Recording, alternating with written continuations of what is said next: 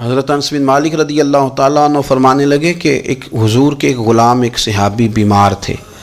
تو حضور نے فرمایا انس چلو تیمارداری کرتے ہیں۔ کہتے ہیں حضور کے ساتھ گئے، نبی پاک صلی اللہ علیہ وسلم پہنچے، جب ہم نے اس شخص کو دیکھا تو حضرت انس کہتے ہیں ہم پریشان ہو گئے، چونکہ ہم نے اسے بڑا صحت مند دیکھا تھا، وہ کمزور ہو گیا،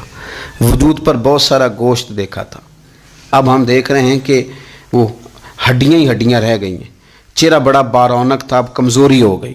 رسول کریم تشریف لے گئے اور حضور اس کی چارپائی کے سرہانے بیٹھے، اور جب حضور نے اپنا دست مبارک اس کے بالوں میں رکھا اور نبی پاک نے دست شفقت پھیرا تو کہتے ہیں اس شخص نے آنکھیں کھولی اور حضور کا چہرہ دیکھا تو اس کی خوشی کی کوئی انتہا نہ رہی، بڑا راضی ہوا، بڑا راضی، اور حضور نے اس کے لیے دعا کی، اس دعا پر بھی اسے بڑا اطمینان قلبی نصیب ہوا۔ کہتے ہیں حضور اکثر تیمارداری فرماتے تھے، پر آج نہ حضور نے ایک نرالی انوکھی اور انفرادی بات ارشاد فرمائی۔ حضور نے فرمایا تو بڑا صحت مند تھا، کمزور ہو گیا، بڑا طاقتور تھا تو ضعیف ہو گیا، ایک سوال کا جواب تو دے۔ یا رسول اللہ فرمائیے۔ تو حضور فرمانے لگے اس حالت میں جب تو شدید بیمار اور تکلیف میں، یہ بتا کہ اس وقت تیرا اپنے رب کے بارے میں گمان کیا ہے؟ حضرت انس کہتے ہیں پہلے حضور بیماروں سے یہ سوال نہیں پوچھتے تھے، آج پوچھا، کیونکہ صحت میں لوگوں کی زبان پہ شکر ہوتا ہے اور بیماری میں شکوے ہوتے ہیں، معاذ اللہ۔ اس وقت تیرا اللہ کے بارے میں گمان کیا ہے؟ تو جناب انس بن مالک کہتے ہیں اس نے ہمیں اشارہ کیا کہ مجھے اٹھا کے بٹھاؤ، ہم نے بٹھایا، تو کہتے ہیں پھر اس نے اپنی آنکھیں کھولی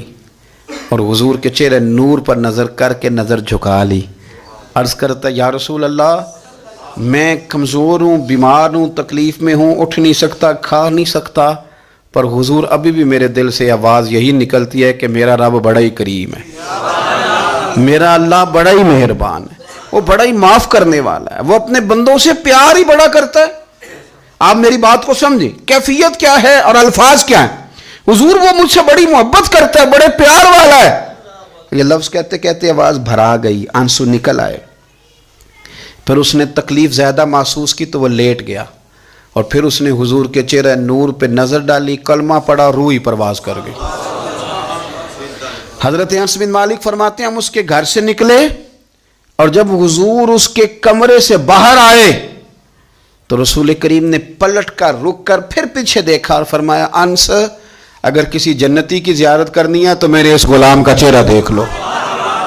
اس لیے کہ جن لوگوں کے نظریات رب کریم کے بارے میں اس طرح کے ہوں